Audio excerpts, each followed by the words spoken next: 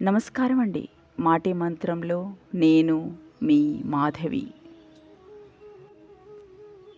తియ్యటి మాటలు అంటే అందరికీ ఇష్టమే. కానీ నిజం ఎప్పుడూ చేదుగానే ఉంటుంది. ప్రమాదం అన్నది మనకు చొప్పి రాదు. మన చుట్టుప్రక్కలే ఉంటుంది. అందుకే జాగ్రత్తగా వ్యవహరిస్తూ ఉండాలి. మన చుట్టూ ఉన్న ఏవో కొన్ని అవరోధాలు మనల్ని ఆపుతున్నాయి అని అనుకుంటే అది మన భ్రమ. ఆ భ్రమను తొలగించుకొని చూడాలి. అప్పుడు ఏ అవరోధము కనిపించదు. మనల్ని ఎవరూ చూడడం లేదు అని అనుకునే సమయంలో మనం నడుచుకునే తీరునే ప్రవర్తన అంటారు. బంధం అంటే అద్దంలా ఉండాలి, లేదంటే నీడలా ఉండాలి. ఎందుకంటే అద్దం అబద్ధం చెప్పదు, నీడ మనల్ని వదిలి వెళ్ళదు. ఏదో ఉంటే చేసేవాళ్ళమని కాదు, ఉన్నదాంట్లో ఎంత గొప్పగా చేశామనేది విజయానికి మార్గం.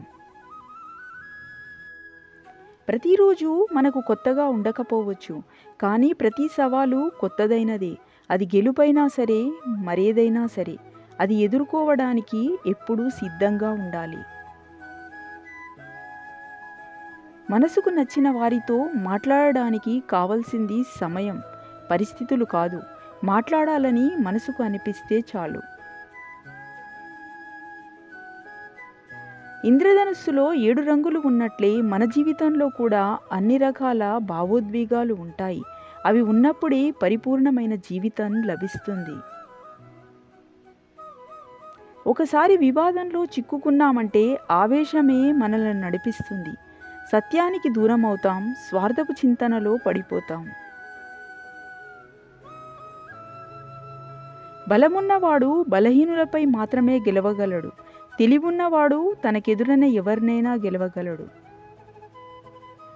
జీవితం ఉన్నంత వరకు నీకు తోడుగా ఉండేది నీలో ఉన్న మంచితనమే.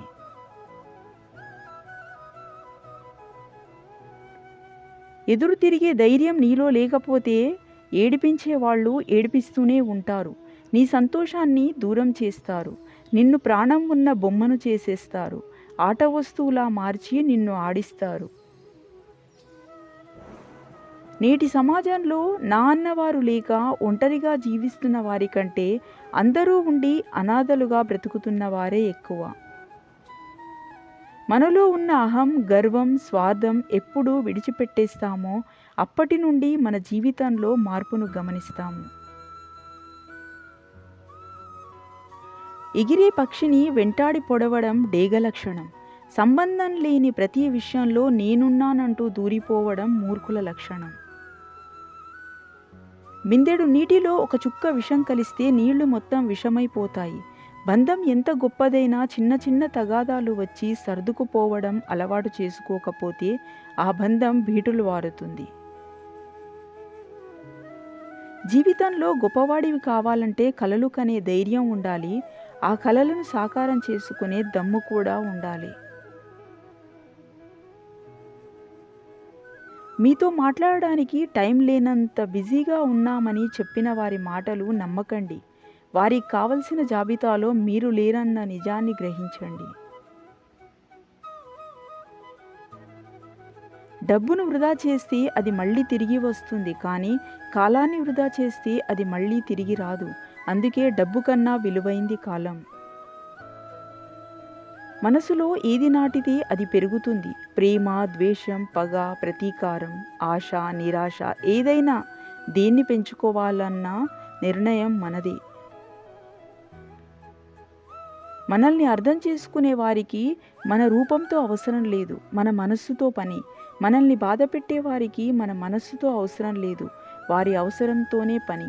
మన చెలిమి కోరేవారికి మన స్తోమతతో అవసరం లేదు, మన వ్యక్తిత్వంతో పని. మనల్ని దూరం పెట్టేవారికి మన ఫీలింగ్స్తో అవసరం లేదు, వారి స్వార్థంతోనే పని. మనం ఎంత ప్రేమ చూపించినా అర్థం చేసుకునే వాళ్ళు కొందరుంటారు. వాళ్ళకి మన ప్రేమ కనబడదు, మన బాధ కనబడదు.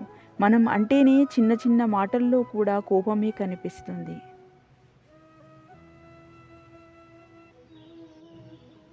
మనం ఎంత మార్చాలని ప్రయత్నించినా కొందరి ప్రవర్తన మార్చలేము. అటువంటి వారితో మనం ఎలా ఉండాలో నేర్చుకోవాలి, లేదా వారిని అక్కడితో వదిలేయాలి. లోపాల ఆధారంగా ఎవరిని అంచనా వేయకూడదు. ఒక వ్యక్తికి గల గొప్ప సుగుణాలు అతడికి మాత్రమే ప్రత్యేకం. అతడికున్న దోషాలు సర్వసామాన్యమైన మానవ బలహీనతలు. అతడి వ్యక్తిత్వ నిర్ధారణలో వాటిని పరిగణించనే కూడదు. సంస్కార పరివర్తనం అంటే ఏమిటి?